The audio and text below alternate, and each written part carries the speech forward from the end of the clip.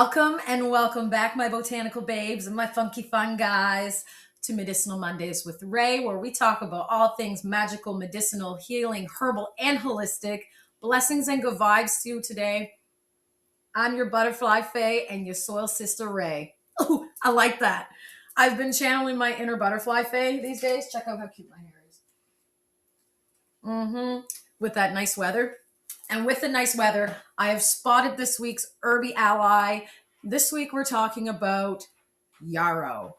Yarrow is a big deal. This plant has been out here saving lives since like before recorded history. It's so powerful. Achilles, yes, Achilles from mythology has used it in the battlefield. That's how business meaning yarrow is. It's a feathery fern. It's a beautiful flower. It grows in ditches, fields, every forgotten corner of Nova Scotia. It is all over my yard now. It's really delicate to look at, but don't let it fool you because yarrow brings straight up warrior energy. It's been in human hands so long. It shows up in folklore in almost every culture that's ever touched it. Kind of like the mullein. Everybody's used it. Achilles in the battlefield. Its actual Latin name, Achillea, comes from Achilles, who used yarrow to treat wounds for his soldiers, and some legends even say Chiron, the wound healer, taught Achilles how to use it himself. European folklore there's also traditions tied to that. Celtic and Norse traditions, like yarrow was used by warriors and healers alike. It was believed to protect against injury and enhance courage.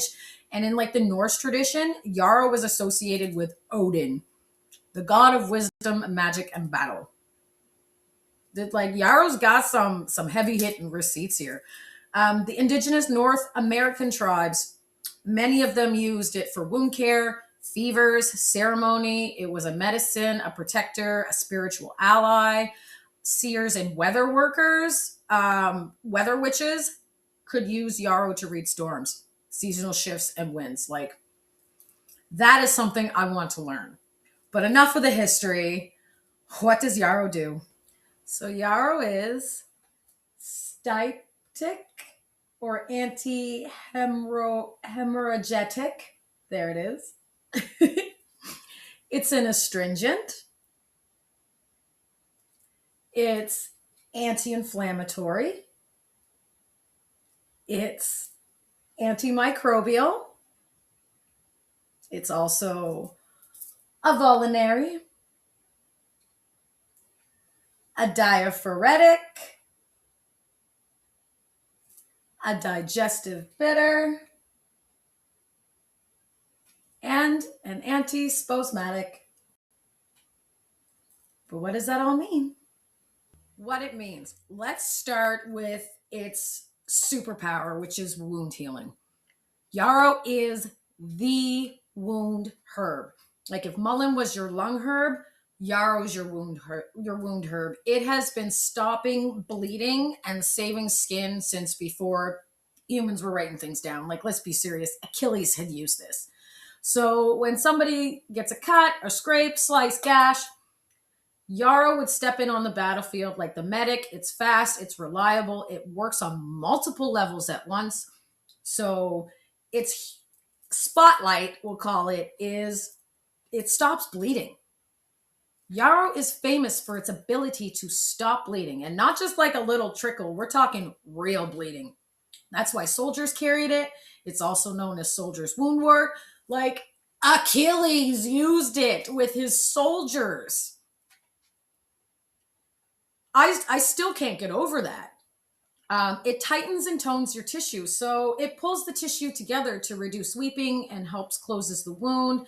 So not only does it stop the bleeding, it helps close it. And then it also fights the microbes. So it helps keep your wound clean. It's not a replacement for medical care. It is not a replacement for medical care, but it's a beautiful ally if you're out in the garden, out on a hike, anywhere outside, your kids fall down.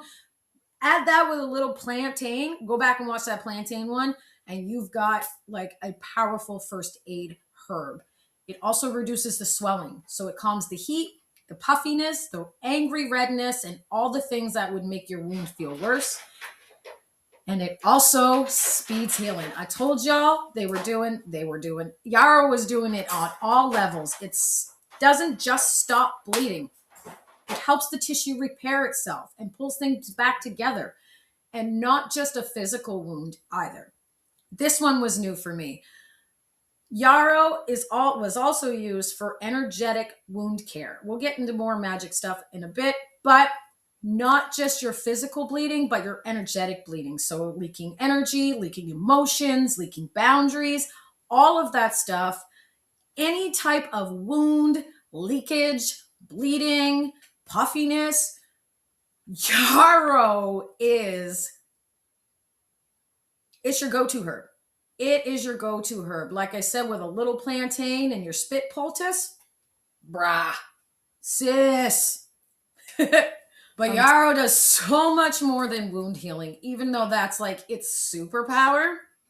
Yarrow is also wonderful for fever and cold support. So it's one of those allies to use when your body is fighting something off, like the beginning stages. It's a classic fever herb, but not in the force your temperature down kind of way. It works with your body, not against it. So it's like almost like an adaptogen. So when you're chilled, achy, you're sweaty but not sweating, stuck in that weird fever limbo, Yarrow helps your body regulate the heat. So it's got the adaptogen properties to it to help your body come back to homeostasis. It opens pores, supports gentle sweating, helps your system release what it needs to release. It's part of an old school herbal trio. Yarrow, elderflower, and peppermint is like the holy trinity to help your body do its job. And because Yarrow is astringent and circulatory, it's amazing for those fevers when you feel like flushed in the face, cold in your hands and feet, restless, that weird hot and cold sensation that you go through when you're just starting to not feel good. Yarrow helps move that heat evenly through your body so you can sweat it out in a balanced homeostasis way. I love that word. But for colds, Yarrow supports the whole system. It calms inflammation, helps with the sinus pressure, supports your body's natural cleansing processes. It's like a little herbal thermostat that helps you stay adjusted, I guess is the best way I can explain it. We will look into another fever herb later on in the season. But this one right now, super great. If you can get some, get it dried so you have it on hand for the winter time with the change of seasons. When all of this stuff starts happening to us, get your herbs now, dry them now, be proactive. Your future self will thank you. Trust me. Not only those things, Yarrow also supports digestive and your menstrual cycle. Ladies, sis, listen up. Yarrow is also a bitter, which means it wakes up your digestive system. If your stomach feels sluggish, heavy, or like it's not breaking things down properly, Yarrow can step in and help get things moving. It stimulates digestive juices, supports appetite, and helps calm the inflammation in the gut. So it's especially helpful when you've got that combination of bloating, gas, cramps, digestive sluggishness, tension in the belly. Yarrow helps tone and soothe at the same time, which is rare. Like I said, Yarrow works on so many different levels in comparison to a lot of other herbs. It's crazy, but it's the menstrual support for me. This is how I use Yarrow. It's a whole vibe. It's antispasmodic. It helps ease those deep, gripping cramps. It's astringent, so it's traditionally used to help regulate heavy bleeding. And it's a circulatory, which means it helps move stagnant blood and energy. So if your cycle is heavy, crampy, because mine is, stuck, sometimes it's irregular or it's just fucking dramatic, Yarrow will bring that back into balance. I don't know why. I got to look into see if yarrow actually really is an adaptogen, because it has so many adaptogenic properties. I'm surprised that I didn't see it as an adaptogen. Anyway, for my ladies, red raspberry leaf, a little bit of yarrow, and some cramp bark, and I'm telling you, your cycle, your womb, your everything will thank you. And since we talk about all things magical on this channel, yarrow isn't just medicine. This plant was a whole spiritual technology. It has been used for magic, ritual, and divination for thousands of years across cultures that never even met each other. That's how you know it's a powerful plant. And I always find it so fascinating that cultures that never met each other use the same things or things the same way. Magically, yarrow is the herb of protection, and it's one of the strongest protection herbs in the entire plant world. People used to hang it over their doorways, tuck it into clothing, carry it into battle like Achilles himself, and even burned it to keep away harm. So not just physical, but spiritual and emotional. It's the herb of shielding. If you're feeling drained, overwhelmed, or like you're picking up on everyone else's energy, yarrow can help you hold your own. It's good for boundaries and energetic containment as well. So it's a plant of boundaries. It stops bleeding physically and energetically, like I had said earlier. So if you're leaking energy, leaking emotion, leaking power, yarrow can help you seal the edges of that and keep everything within you contained within you and everything out of you contained without of you. It's the herb of people who just give too much. So people who feel everything. I feel attacked. And people who need to reclaim their space. I don't need to do that today. I'm taking up all my space.